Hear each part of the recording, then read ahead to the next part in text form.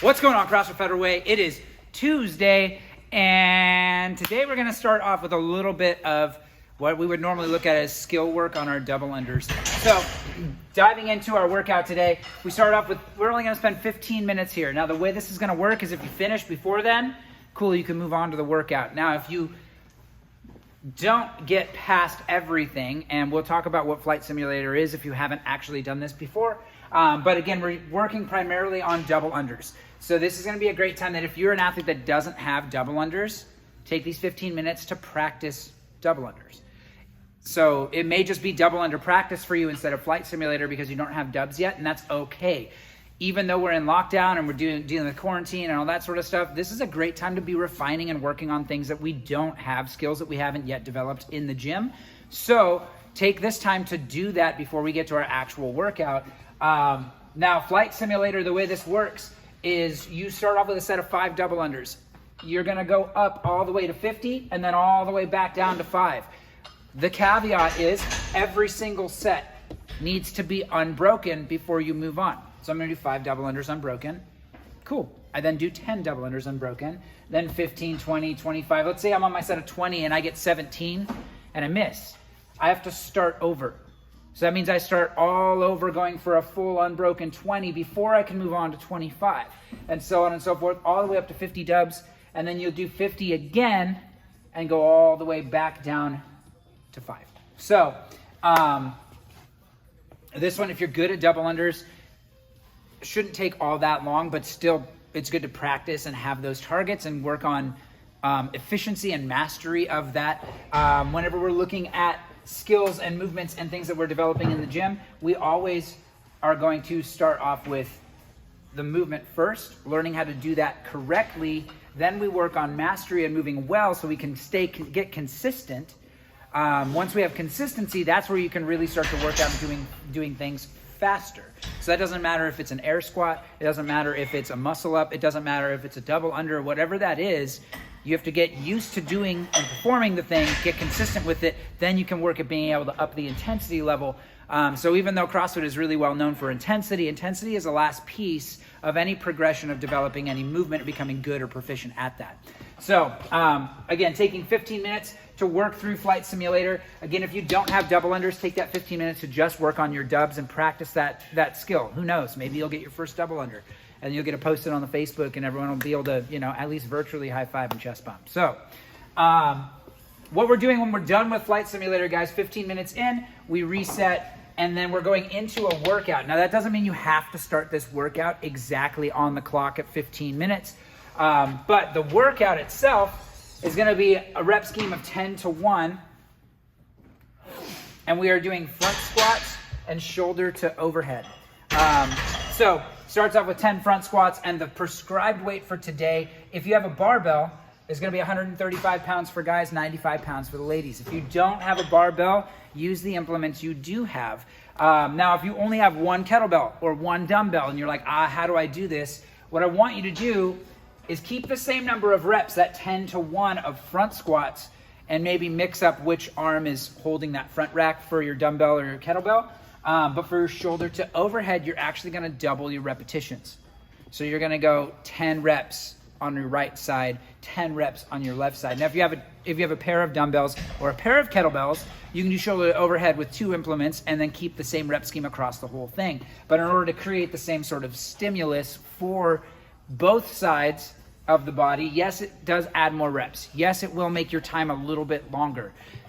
Sometimes the overall score of seeing someone go, I did this RX with a 135-pound barbell and it took me 8 minutes, and you did it with 1 dumbbell and it took you 14 minutes because you had to do a whole lot more repetitions, that's okay. It's about staying consistent. Yeah, you might have a slower time, but we're working through the circumstances that we find ourselves in with another shutdown and limited equipment and all that sort of stuff. So do the best with what you have. And the best with what you have might be a slower time than somebody else who has the exact implement that this was programmed around. But it's about staying consistent. It's about doing something every day. It's about working on your health and investing in you. So it's more important that you're working out, not that you're beating so-and-so. That stuff's fun, the healthy competition side of things, but that sometimes gets put on the back burner when we're dealing with stuff like quarantine. So anyway, let's talk briefly about our movement standards, both on the double unders, the front squats, and the shoulder to overhead, and then we'll get to it. So starting with the double unders, we've talked about double unders numerous times, but let's cover it one more time. When we're looking at the standards for a double under, what I want to think about with my arms first is I'm going to tuck my elbows into my sides. My palms are going to be a little bit, or my hands are going to be a little bit in the frontal plane of my body. So I'm bent at my elbows. Elbows are nice and close to the body, and I'm relaxed in my shoulders. If I tense up my shoulders, what we have a tendency to do is extend the elbow, and then death grip our jump rope, and all of a sudden a rotation is coming from this joint rather than being a wrist rotation. So again, when I say relax your shoulders, you're relaxing them as much as you can. They'll never be completely relaxed because obviously they need to work, but if I can relax them a bit more, that's gonna make this a lot more sustainable. And then the jump difference between a single under and a double under. If my singles, my mechanics are exactly the same. It's still wrist rotation, elbows are nice and close, but I don't have to leave the ground that much. When I go to double unders, I need to jump a little bit higher. My body position doesn't change. Chest stays nice and tall, body's nice and straight. I'm not hiking my feet. I'm also not donkey kicking. I'm actually trying to rebound more off my toes. You need to have a higher jump, more hang time in order for both those rotations to take place. So, again, consider this if you don't have double unders. Lean into, this is a time to practice these things. So take these things, put them into action, into application, and then see what happens. You're never gonna get double unders unless you get intentional about achieving that. So, again, just focus on relaxing the shoulders and keeping that consistency nice and tall in the chest as we work through Flight Simulator. Now for the workout itself, starting with our front squats. If I have a 135-pound barbell, I'm gonna clean it up, and then the squat in that front rack position, same old squat standard as anything else. Hip crease is gonna end up below the top of the knee, and I'm standing all the way back up. So good old front squat. Shoulder to overhead. All that means is my bar has to start on my shoulders and end up locked out over my head somehow, some way. For most of us, this is gonna be a push jerk. But if I'm gonna push jerk it, I'm gonna dip and drive with my legs, get that bar overhead, and then stand up nice and tall.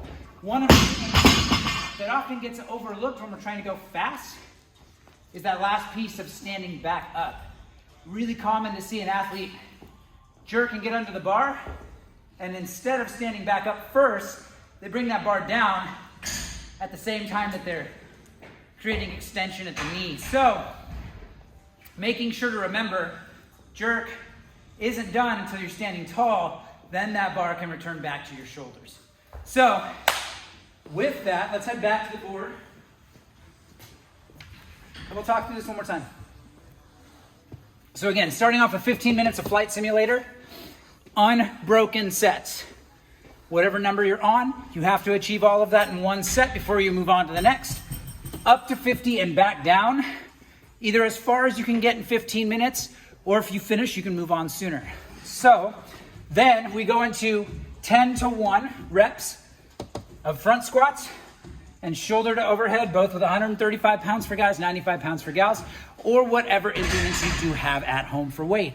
Remember, if you have one dumbbell or one kettlebell, we're doubling the reps of shoulder to overhead, so we can duplicate 10 reps on the right side, 10 reps on left side, so on and so forth down the list. And this one is for time. So you want to time this. This one we just don't want to spend forever on Flight Simulator, so that's why we're limiting it to 15 minutes. So should be a good time today. Hit this one hard, give it everything you got. Let's get after it.